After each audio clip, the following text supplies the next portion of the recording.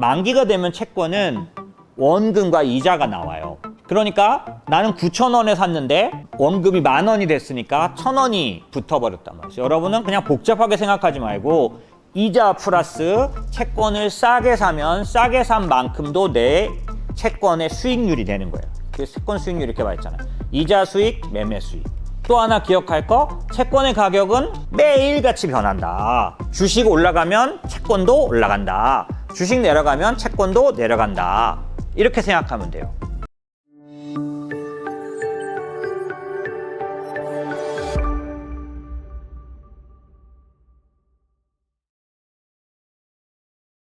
채권이란 발행 주체가 정부다, 공공기관이다, 일반 기업이다 이렇게 세 군데 정도가 발행을 하죠. 그래서 기간을 정한 다음에 정한 이자를 주는 상품, 이거를 이제 채권이라고 부른다. 그냥 말이 입에 붙어서 채권이지만 그냥 의미 자체가 발행을 한 주체는 정부일 수도 있고 국채겠죠. 그 다음에 공공기관이면 공채겠죠. 특별채도 있고 공채가 되겠고, 일반 기업이면 사채라고 하고 회사채죠. 이런 그 채권들은 기간을 정해서 6개월 만기, 3개월 만기, 1년 만기, 2년 만기, 3년 만기, 10년 만기, 30년 만기, 50년 만기, 심지어는 영구 채권, 만기가 없는 채권까지 있어요. 그래서 이러한 기간을 정해서, 그런데 나는 이 채권을 사주는 사람에게 증서를 주는데 그 채권 증서에는 이자가 써 있죠. 연 1%를 주겠다. 연 5%를 주겠다. 기억나시나요? JTBC가 몇 프로였죠? 8.5%를 주겠다. 그렇게 발행해도 그만큼 돈을 벌 수 있다는 얘기네요. 그죠? 어찌됐든 불과 1년 전까지만 해도 대부분의 회사들이 금리를 그렇게 높게 안 하고도 됐었는데 지금은 높여야 되는. 그래서 이자가 정해지는 이런 걸 채권이라고 한다. 채권은 조금 전에 말씀드린 것처럼 공채와 사채가 있어서 발행 주체에 따라서 정부냐, 지방자치단체냐, 아니면 특수채라 그래가지고 한국은행 공사 같은 이런 데들, 아니면 회사채 중에서는 등급이 따라 다르지만 기업이고 금융채라는 게 있고 개인 사채가 있는데 뭐 이거는 번외겠죠. 그래서 이렇게 나눠진다. 그 다음에 채권에는 신용 등급이라는 게 있죠. 왼쪽 건 한국의 신용 등급이고 오른쪽은 미국의 신용 등급이죠. 채권 신용 등급을 나누는 비율이고, 공이 똑같이 트리플 B 마이너스 이상을 투자 적격 등급이라고 보고 트리플 B 마이너스 이하를 정크라고, 미국에서는 정크라고 부르면서 투자 비적격 채권이라고 부르는 거죠. 미국의 채권 등급은 사실 조금 여러분이 이해하시기 어려울 정도로 타이트합니다. 지금 오른쪽에 표현해 보면 테슬라가 BB 플러스죠. 투자 적격 정도가 아니라 정크예요. 뭐 이따가 제가 회사채 투자에 대해서 말씀을 드리려고 이제 하는 것 중에서 그냥 여러분이 다 아실 만한 기업으로 말하면 넷플릭스, 스프린트, 미국의 이제 그 통신회사죠. 마텔, 뭐 이런 회사들 전부 BB예요. 지금 테슬라처럼. 잘 이해 안 되시죠? 우리는 그 회사를 어마어마한 우량 회사로, 넷플릭스 모르는 사람이 세상에 있나요? 예, 그런데도 불구하고 BB예요. BB 플러스. 그런가 하면은 트리플 B 마이너스 정도? 그 정도밖에 안 되는. 그러니까 이 겨우 투자 적격 정도 되는 그런 회사로도 웨스턴 디지털이라는 반도체 관련된 SD 같은 거 하는 그런 쪽의 회사, 웨스턴 디지털 같은 데들도 등급상으로는 아예 낮습니다. BBB 마이너스가 제너럴 모터스, GM이 BBB 마이너스죠. 예. 그러니까 이런 식으로 약간 우리가 생각하는 거하고는 좀 달라요. A0가 뱅크 오브 아메리카, 11112 이런 데들이 이제 A 정도 되니까 미국의 등급은 상당히 타이트하고 여러분이 생각하는 것보다 다르지만 그런 회사가 망하리라고 생각 안 하죠, 저희가. 하지만 기본적으로는 금융시장에서는 트리플 B 마이너스까지를 투자 적격으로 보고 있다라는 거죠. 이제 그런 면에서 등급이라는 게 있기 때문에 아까 JTBC 같은 그런 데를 투자하는 그 채권을 살 때 조심해야 되는 부분들이, 걔는 그렇다는 뜻이 아니라 등급이라는 게 의미가 상당히 있습니다. 위험에는 나중에 이제 잠깐이지만 채권의 위험에 관련된 얘기를 드릴 거고요. 이렇게 등급이 있다. 그 다음에 채권 수익률은 이제 채권의 이익은 어떻게 발생하느냐, 두 가지로 발생한다 그러죠. 이자 수익이 있고 매매 수익이 있다. 이자 수익은 그냥 정해진 금리니까 아실 수 있잖아요. 그쵸? 그래서 우리 채권을 사주는 사람에게 2%를 주겠다, 3%를 주겠다, 이렇게 약속하는 금리죠. 이게 이자 수익이라고 말하고 표면금리로 나타나고 발행금리로 나타납니다. 그러니까 이 발행금리나 표면금리하고 이자 수익하고 매매 수익이라는 부분을 그냥 바로 이해하시면 돼요. 이게 뭐냐면 채권이 처음에 발행될 때 채권을 처음으로 찍어서 우리한테 돈을 주면 이자를 주겠습니다 라고 할 때 나오는 제시하는 이자가 발행금리고 표면금리예요. 그런데 이거 말고 매매 수익이라는 게 추가로 채권에는 발생하는 거죠. 그게 뭐냐면은 이자 수익 말고 중간에 채권 매수 가격이 변해가지고 생기는 거 있어요. 이게 뭐냐면 채권을 살 때 아예 싸게 사는 거죠. 그래서 정해진 표면에 써 있는 이자 플러스 싸게 산 것까지를 합친 이익을 이제 전체 채권 수익이라고 말하니까 예를 들어 볼게요. 이것도 화면 잘 써놨더라고요. 그래서 제가 그대로 가져왔어요. 채권이 발행할 때 10,000원에 발행해요. 보통 다 10,000원 기준으로 생각하면 됩니다. 만기 1년짜리고요. 표면에 10%라고 써 있어요. 그러면 만약에 회사채인 경우는 대부분이 3개월 이자거든요. 한국은 뭐 공이 다 3개월이 회사채 같은 경우는. 그래서 3개월마다 이자를 주긴 하지만 이자를 다 합치면 연 10%만큼 준다. 이게 표면금리예요. 그래서 그냥 이 채권을 발행하는 달에 사서 올해 1월 달에 A라는 채권을 사가지고 10,000원 주고 뭐 10만 원이면 10개 사가지고 100만 원이면 100개 사가지고 1년 있다가 찾으면 거기 표면에 써있는 채권의 발행증에 써있는 10%를 그냥 그대로 받아가요.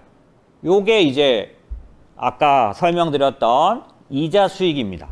표면금리나 발행금리대로 받아가는 거죠. 세금은 요대로 나와요. 그런데 문제는 뭐냐면 왜 저 봉차트, 저거 봉차트라 그래요. 빨간색, 그 다음에 여긴 녹색으로 되어 있지만 봉차트를 왜 저기다 넣어놨냐면 가격이 변한다 이 말이에요. 채권이. 그거를 이해하는 건데 이걸 복잡하게 제가 PB들한테 강의할 때는 왜 채권의 가격이 변하는지 설명합니다. 오늘은 안 하고요. 여러분의 그냥 직관적으로 이해하세요. 채권의 가격이 변해요. 왜 변하냐면 그 채권을 발행한 회사가 주가 오르내리는 일이 생길 때 채권도 오르내려요. 그게 무슨 말이냐면 만약의 경우 그 회사가 채권을 발행한 회사가 주식시장에 호재가 돼서 주가가 팍 엄청나게 오르는 사건이 발생하잖아요. 그럼 채권값도 올라요. 여러분이 확인을 못할 뿐이에요. 여러분이 채권 시장의 숫자를 이 모바일로 늘 보고 있지가 않아서 그래요. 왜냐하면 채권 공시는 잘 여러분이 확인할 수 있는 사이트에 공개돼 있지 않으니까 노출돼 있지가 않아요. 공개는 돼 있는데 노출이 안 돼 있어요. 왜냐하면 채권은 권종이 너무너무 많아요. 이걸 다 증권에 가면은 전광판 해가지고 조그만 그 네모 딱지에다가 삼성전자 얼마, 하이닉스 얼마 이렇게 써 있는 요 전광판. 이거 증권회사 직원들은 29일 날 폐장하고 30일, 31일 이틀 놀거나 29일 날까지 해서 하여튼 이렇게 장 안 쓰는 동안 증권회사 직원은 나와서 그 전광판 닦아야 돼요. 마지막에. 그리고 영수증 그 전표, 그러니까 주문표 정리하고요. 그 다음에 남직원들은 끌려가가지고 회사 어딘가에 있는 그 회사 창고 가가지고 몇 년치를 전표를 갖고 있어야 되거든요. 왜냐하면은 저 영업부에 있을 때 대기업 지금 재계순위 한 5위 안에 있는 어떤 회사의 사장님께서 차명 계좌 조사받았어. 그런 거 막 조사 나오면 다 가가지고 끄집어 엎어야 되니까 그 당시에 쓰는 주문표들을 다 모아가지고 모처에 창고에다가 쌓아놓는데 남직원들은 징용 끌려가듯이 끌려가서 하루 종일 그 작업하고 짜장면 한 그릇 사 먹고 헤어지고 이런 거 합니다. 이제 그 어쨌든 전광판 같은 거기에 무슨 모든 종목들이 다 나오는데 채권은 거기에 넣을 수가 없어요. 그 전광판 숫자보다 어마어마하게 많습니다. 매달 발행하니까. 주식 상장은 어떻게 하죠? 매달 하지도 않지만 연간 몇 개나 하겠어요. 근데 채권은 매일같이 국채도 그렇지만은 수많은 것들이 발행을 합니다. 써놓을 수도 없어요. 그러니까 여러분들이 채권의 가격을 보지를 못해요. 볼 수가 없어요. 보여줄 수가 없다니까. 그걸 하나면에 넣을 수도 없고 그걸 보는 사람도 없고 다만 가격은 계속 변하고 있어요. 그래서 저녁 때 만약에 한 채권 한 좌도, 그러니까 좌라고 하는 건 정확하지 않은데 10,000원 단위로 보면 채권 하나도 거래되지 않은 채권들이 그냥 수두룩 뻑뻑하니까 오늘은 누구도 사고 팔지 않은 채권, A라는 채권이 있으면 그 채권도 다음 날 평가 금액으로는 떠야 하잖아요. 그 주인이 그 채권 얼마였어요? 현재가 얼마였어요? 이런 건 안 물어보지만 자기 채권 들고 있는 거 가격은 변해야 되거든. 그러니까 그 가격을 저녁에 4시 넘어서 신용평가사라는 데가 돼서 그 금액을 넣어줍니다. 오늘의 종가라고 해서. 이거를 민간평가사가 한다 그래서 민평금리라고 해요. 매일같이 정해줘요. 가격을. 채권의 가격을. 그러면 그 다음날 아침에 내 채권의 매수 가격이 뜹니다. 당연히 그 전날 거래됐으면 거래된 가격이 뜨는 거예요. 하지만 제가 말씀드린 건 뭐냐면 거래 하나도 안 된, 한 개도 안 된 채권이 수두룩 뻑뻑해요. 그렇지만 가격은 다 뜹니다. 민평에 의해서. 민간 평가사에 의해서. 복잡하시죠? 이게 헷갈리게 해드리지 말고. 어쨌든 그런데 지금처럼 그냥 내가 채권을 사서 거기에 써있는 금리만 받으면 되는데 사실상은 여러분이 몰라서 그렇지 채권이 가격이 변하고 있다는 거예요. 어떤 일일 때 변할까요? 예를 들면 제가 신영증권이라는 회사를 나왔는데 신영증권이 한때 어떤 얘기를 들었었냐면 워렌 버핏이 투자하겠다 그랬었어요. 그런 적은 없어요. 근데 이제 그런 식으로 얘기가 좀 됐었었죠. 만약에 어느 날 갑자기 지금이라도 신영증권이 워렌 버핏이 투자했다. 그럼 어떻게 될까요? 신영증권 주가가 폭등을 하겠죠. 그런데 여러분이 확인을 못해서 그렇지 신영증권 채권 회사채도 폭등을 합니다. 사실은. 왜? 잘 생각해 보세요. 당연하지 않아요? 신영증권 주가가 올라가는 일이 그 주가가 올라갈 수 있는 일들이 발생했을 때 회사가 좋아지는 거잖아요. 회사가 좋아지면은 당연히 회사의 채권의 값도 올라가는 게 마땅하죠. 증권이라 그랬잖아요. 둘 다 그 가치를 나타내는 증권이에요. 채권도 증권, 주식도 증권이에요. 그렇기 때문에 주식이 올라갈 때 채권도 올라간다. 이렇게 알아두시면 돼요. 그런데 어떤 일이 생겼냐면은 아까 동일한 A라는 그 채권을 10,000원에 발행했고 표면에는 10%라고 써 있는데 이 회사에 뭔 일이 생긴 거예요. 그래가지고 채권 가격이 떨어져 버린 거예요. 원래 10,000원에 팔았던 게 9,000원에 될 때 내가 살 수가 있었어요.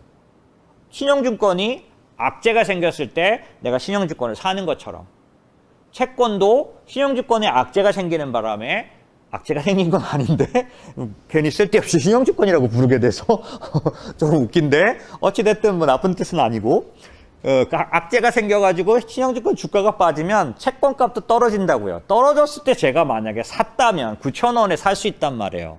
그러면 이 9,000원에 산 채권을 내가 11개월 동안 올해 1월에 사가지고 11개월 동안 들고 있다가 2023년 12월 말일 날 이자를 받는다면 이자는 원래 표면에 써 있는 10%니까 1,000원을 받게 돼요. 그러니까 원래는 그래서 딱 10%만 나와야 되는데 얘를 살 때 내가 앞에 1월 초에 발행할 때 10,000원이었던 데를 안 사고 한 달 지나가지고 1월 말에 9,000원에 샀다니까? 그럼 어떻게 되는 거예요? 나는 그냥 이자 받아서 10% 내고 그 다음에 살 때부터 싸게 사서 1,000원 더 벌었기 때문에 왜? 만기가 되면 채권은 원금과 이자가 나와요. 그러니까 나는 9,000원에 샀는데 원금이 10,000원이 됐으니까 1,000원이 붙어버렸단 말이죠. 여러분은 그냥 복잡하게 생각하지 말고 이자 플러스 채권을 싸게 사면 싸게 산 만큼도 내 채권의 수익률이 되는 거예요. 그 채권 수익률 이렇게 말했잖아요. 이자 수익, 매매 수익. 이자 수익, 매매 수익. 또 하나 기억할 거, 채권의 가격은 매일같이 변한다. 주식 올라가면 채권도 올라간다. 주식 내려가면 채권도 내려간다. 이렇게 생각하면 돼요. 왜? 나쁜 일이 생겼을 때 주식이 떨어지는 것처럼 나쁜 일이 생겼을 때 채권값도 떨어지는 건 지극히 당연한 일이죠.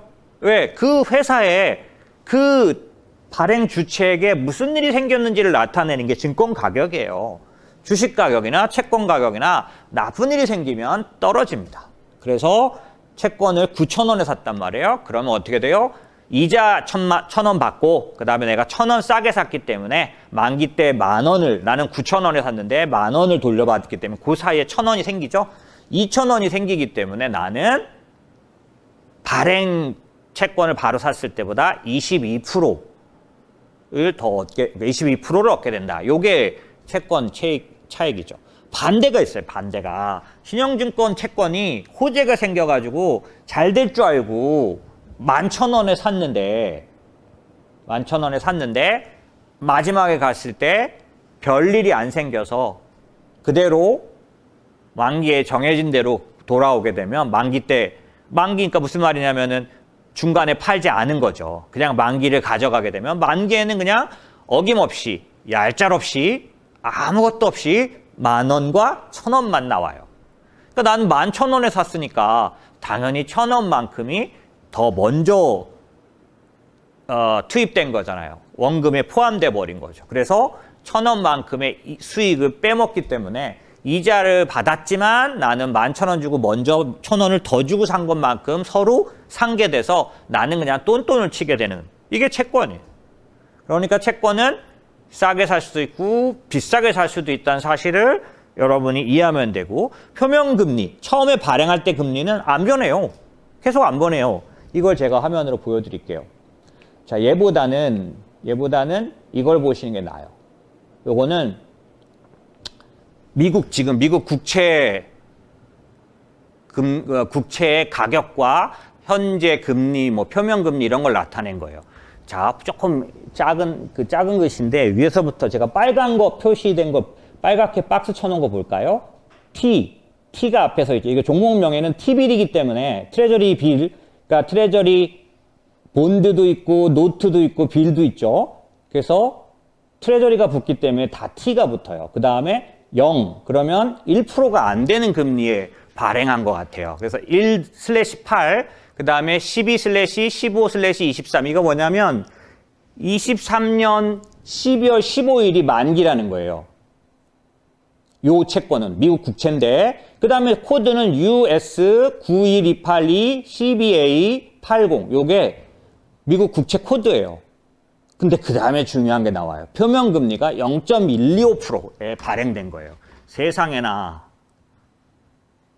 금리가 0.125에 발행됐다고. 언제 발행됐나 봤더니 이해가 돼요. 바로 옆에 보니까 2020년 12월 15일 날 발행된 거예요. 2020년 12월 15일에는 이 국채를 산 사람들이 발행가에 샀다면 0.125% 이자를 기대하고 즐거워하면서 산 거예요.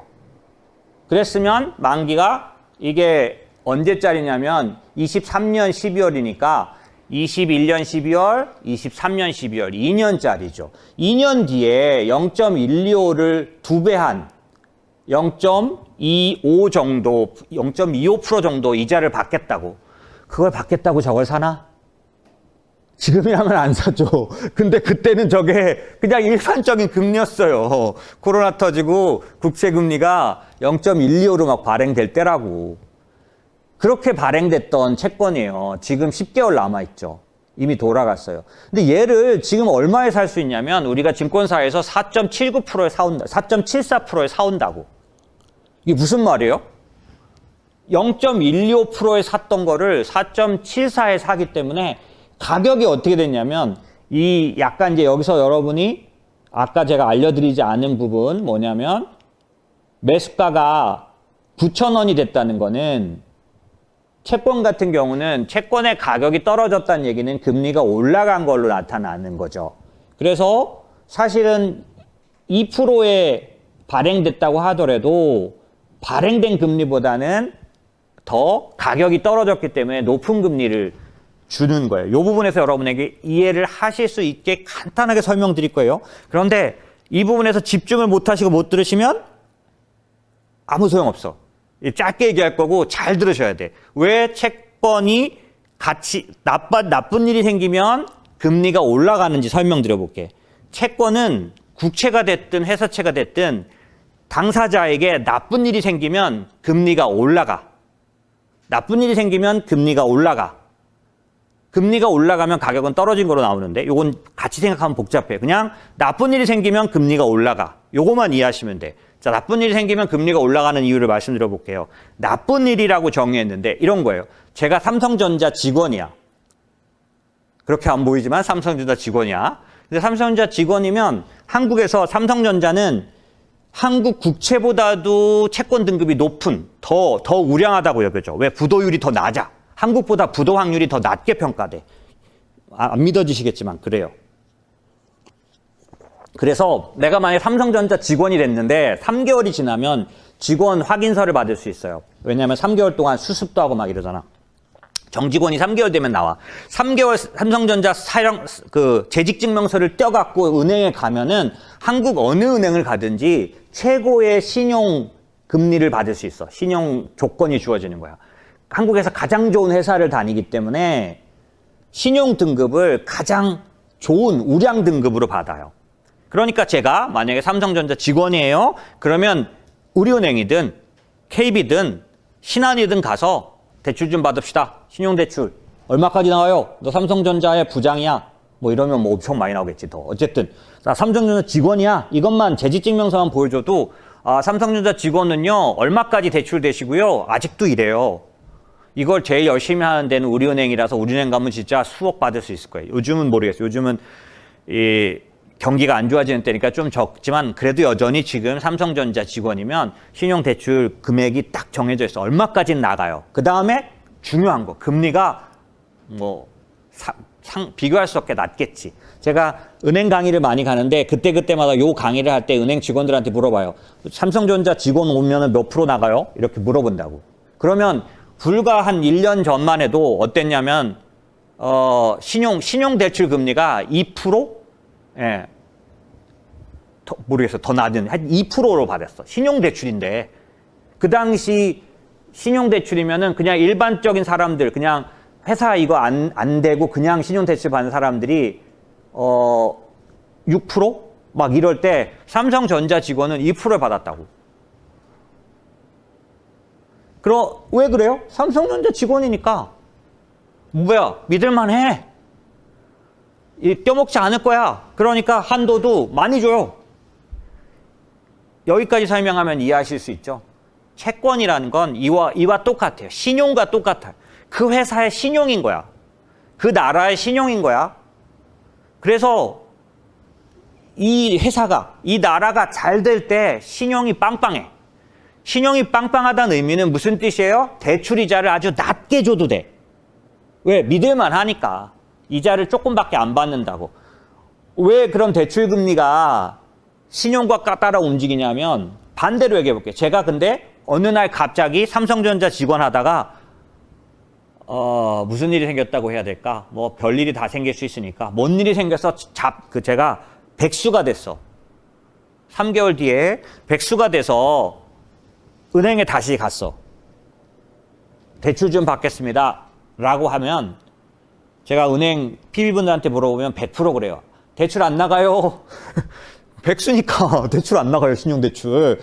그래서 제가 꼭 물어봐요. 억지로 준다면 몇 프로 금리면 주실 거예요? 뭐 15%부터 뭐 막 나옵니다. 이게 무슨 얘기냐? 삼성전자 직원이면 한 1년 전 얘기지만 2% 신용대출 금리가 2%인데 백수면 15%도 안 주려고 하는데 하여튼 받으면 15%래. 이게 이 금리 차이가 뭐냐고. 이게 신용 차이야 이게. 무슨 의미냐? 나한테 나쁜 일이 생기면 내 대출 금리가 올라가. 내 금리가 올라가.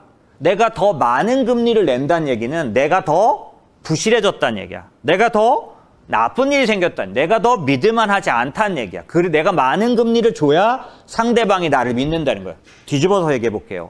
은행 입장에서는 저 백수 저거 뭘 믿고 돈을 빌려주냐고. 그러니까 일단 첫째 달, 둘째 달, 셋째 달 받을 수 있을 때 1년치를 다 받아 놔야 돼. 삼성전자 2%인 사람의 1년치면은 얼마 돼? 22%? 24%겠네. 1년이면. 그러면 이 백수 2달치만 받으면은 그냥 끝나.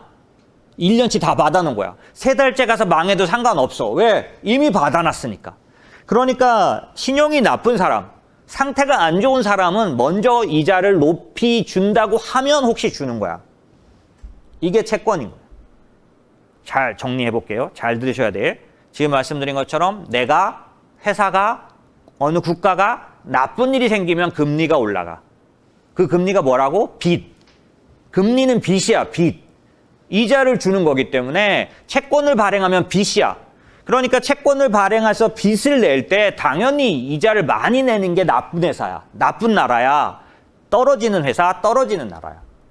좋아지면 신용등급 올라가면 어떻게 돼? 내가 만약에 백수였다가 삼성전자 취직하면 어떻게 돼? 바로 2%로 바뀌는 거야.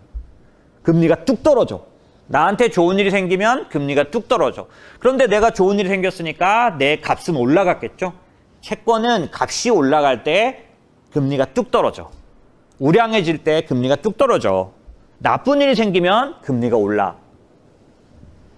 안 좋은 일이 생기면 값이 떨어지면 금리가 올라. 이게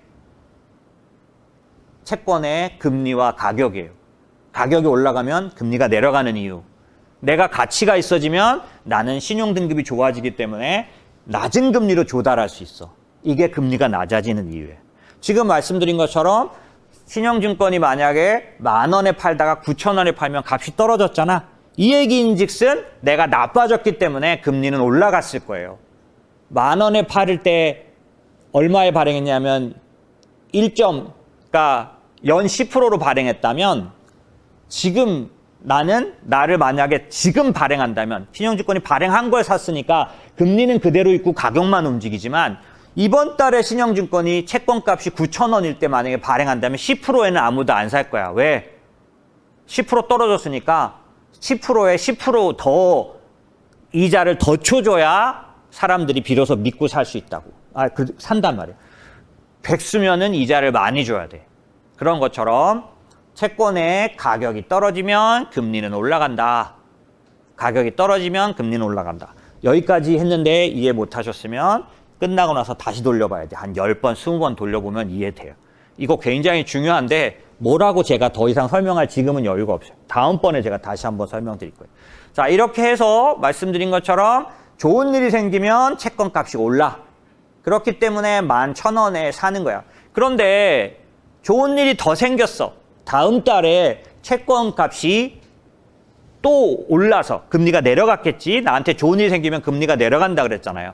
그러면은 12,000원이 됐어. 13,000원이 됐어. 그러면 그때 만약에 팔아버리면 만기까지 갈 때까지 내가 다음 달이나 그 다음 달까지는 있던 이자는 다 받았지만 팔아버렸기 때문에 그 뒤에 이자는 안 들어와. 하지만 나는 11,000원에 사서 13,000원에 팔았기 때문에 2,000원의 이익을 보는 거예요. 그래서 채권도 이자만 볼 거냐, 가격도 볼 거냐. 이런 투자가 두 가지가 다 있다.